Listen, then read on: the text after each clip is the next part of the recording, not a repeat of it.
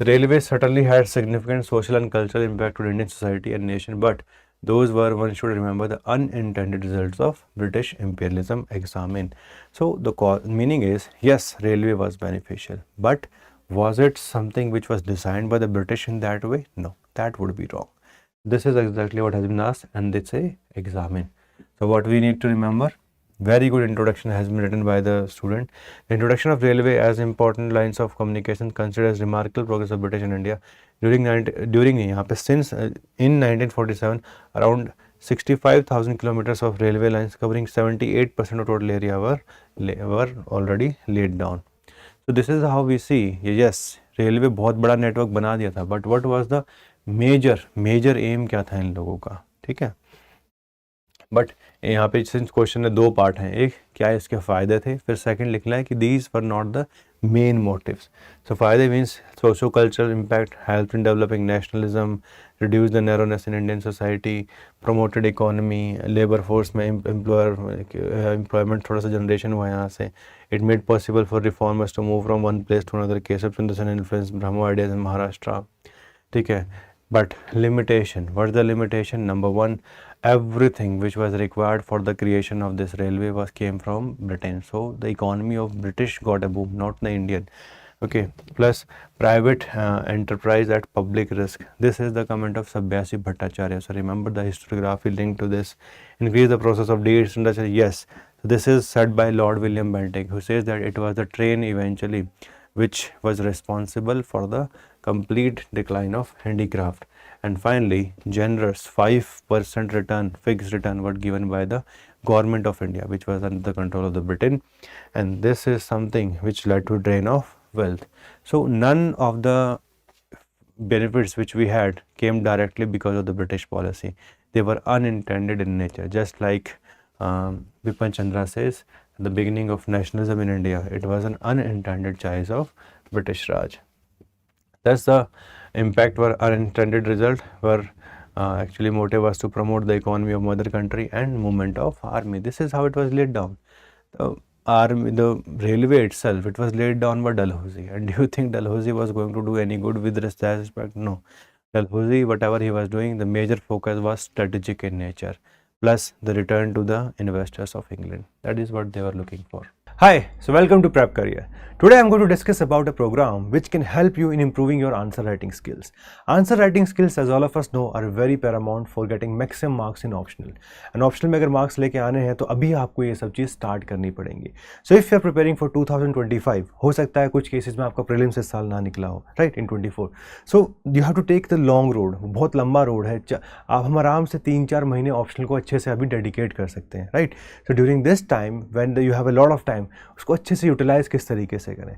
This is where Dawn comes in. Dawn का जो major focus है वो किस चीज़ पे रहता है कि आप लोग आंसर राइटिंग सीखिए, बिकॉज खुद से जब हम आंसर राइटिंग करने जाते हैं वो रेगुलर नहीं रह पाते. कभी सोचते हैं PYQ लिख दे, कभी सोचते हैं कि PYQ सारे रिपीट नहीं होते. दिस इज ऑलवेज एम्बिग्विटी कि लिखना क्या है, इवेलुएट कौन करेगा, डिस्कशन कौन देगा. So as a result of this हम क्या करते हैं, 2-4 दिन रेगुलर रहते हैं, फिर छोड़ देते हैं, जो गैप्स आ जाते हैं प्रिपरेशन के अंदर. इन सब को हटाने के लिए we are starting with the Dawn program. This program is going to begin from the 15th. Okay, Monday से स्टार्ट करेंगे. Now how many questions to be covered, तो अब हम धीरे धीरे बात करेंगे. मैं आपके साथ शेड्यूल भी शेयर करूंगा इसका कि हम शेड्यूल में क्या है. तो बहुत सारे क्वेश्चंस आपको ऑन डेली बेसिस आप लगभग 2 क्वेश्चंस को लिखने वाले हो, ठीक है. एक का आप आंसर लिखोगे, एक पे आप ब्रेनस्टॉर्म करोगे. Brainstorming is one technique which was able to help me in achieving 324 marks. That's why I always promote कि भाई इसको आप जरूर करिए on a daily basis on few questions, so that कि हर बार लिखने का हो सकता है टाइम ना हो. सो आप आधे घंटे के अंदर आराम से एक क्वेश्चन लिख सकते हैं और एक को ब्रेनस्टॉर्म कर सकते हैं. एंड द नेक्स्ट 4 months, है ना, जो 4 महीने ये प्रोग्राम चलने वाला है, you will be able to completely change yourself with respect to answer writing. What should be the approach, तो अप्रोच बहुत सिंपल है. अप्रोच जो होनी चाहिए इस तरीके की होनी चाहिए कि भाई आप अपने सिलेबस को डिवाइड करेंगे as per the schedule itself, and then on daily basis you will write few answers. How to analyse the answers, तो वो हम कुछ तो आपको इवैल्यूएशन करके देंगे ही देंगे, एंड फिर आपको जो डिस्कशन मिलेगा वीडियो उसके बेसिस पे भी आप इवैल्यूएट कर सकते हो क्या अच्छा है क्या बुरा है, स्ट्रक्चरिंग और अच्छी कैसे हो सकती है. How to inculcate the discipline, तो डिसिप्लिन का बहुत ही एक ही तरीका है अच्छा, that you can write the answer only for 1 day. जो जिस दिन क्वेश्चन आएंगे उसी दिन आपको लिख के नेक्स्ट डे तक सबमिट करना पड़ेगा रफली, कि 1 बजे आपका आंसर हम अपलोड करेंगे, नेक्स्ट डे 1 PM तक आप वो ब्लॉक हो जाएगी विंडो। और डिसिप्लिन इसी तरीके से आ सकता है, otherwise what will happen, always there will be large number of pending ones, ठीक है। तो अब पेंडिंग में हमें कभी नहीं जाना है, फोकस रहना चाहिए देखो अपस्किल पे, कि हम अपने आप को अपस्किल करें, right. This is not a program for दो स्टूडेंट उन्होंने कभी हिस्ट्री ऑप्शनल पढ़ा ही नहीं है, जो पढ़ चुके हैं, एक लेवल का नोट क्रिएशन कर चुके हैं, हो सकता है स्मॉल नोट्स ना हो, एटलीस्ट हैंड आउट्स हैं, तो उनको आप स्मॉल में नोट्स में कन्वर्ट करें एंड PYQs को सॉल्व करें। This is about upskilling, practice होनी चाहिए डेली बेसिस पे। देन मेंटरशिप मिलेगी आपको, है ना, you get mentorship from me also, from other faculties also who are associated with us for the history optional. Then also the coverage going to be massive, पूरा syllabus को ही हम cover करेंगे।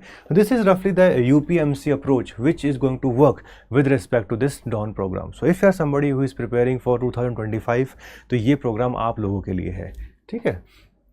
ये सारी चीज़ें इसमें होंगी, डेली आपको ब्रेनस्टॉर्मिंग भी करनी है, डेली आपको कुछ आंसर्स लिखने भी हैं, डिस्कशन वीडियो मिलेंगे, मॉडल आंसर्स मिलेंगे, पर्सनलाइज मेंटरशिप सेशन रहेंगे, 4 महीने तक प्रोग्राम चलेगा। 48 आवर्स के अंदर अंदर हम कोशिश करते हैं कि आपको इवेल्युएट होकर कॉपीज़ मिल जाए। So this is something which is from our side, alright. And जैसे हम देखें, देखो कोई भी क्वेश्चन होगा जो आपको आंसर फ्रेमवर्क मिलेगा, अच्छे से हम बताएंगे इंट्रोडक्शन में क्या करना है, बॉडी में क्या लिखना है, कंक्लूजन में क्या लिखना है, राइट। एंड पूरे तरीके से वो स्ट्रक्चर्ड रहेगा पूरा आंसर। एंड फाइनली जो कंक्लूजन भी होता है उसमें हमें कंटेंट एनरिचमेंट बॉक्स डालते हैं, जिसमें हम हिस्टोरियन, बहुत बच्चों को हिस्टोग्राफी में दिक्कत है कि मैं इसमें क्या करूँ, तो हिस्टोग्राफी भी यहाँ पे तरीके से दी होती है। सो इस तरीके से आपके पास बहुत अच्छे मॉडल आंसर्स निकल के आ जाते हैं and side by side you are able to improve your answer writing. अब देखो हमने क्या किया कि रफली 20 एक दिन में पूरे सिलेबस को डिवाइड किया है, 20 डेज ना, तो रफली 1 महीना आपको एक पार्ट में लगने वाला है। If you see like starting for 22, 15 तारीख से आपको कुछ वीडियोस दिए जाएंगे, initially 7-8 videos which are related with answer writing, because answer writing करने से पहले आपको थोड़ा सा पढ़ना भी तो पड़ेगा, थोड़ा समझना भी तो पड़ेगा आंसर लिखते कैसे हैं, तो वो फर्स्ट वीक आप उसमें स्पेंड करिए। Once you spend this from 22 start writing, portal active हो जाएगा आपका, एक्सेस के थ्रू आप इसको स्टार्ट कर सकते हैं।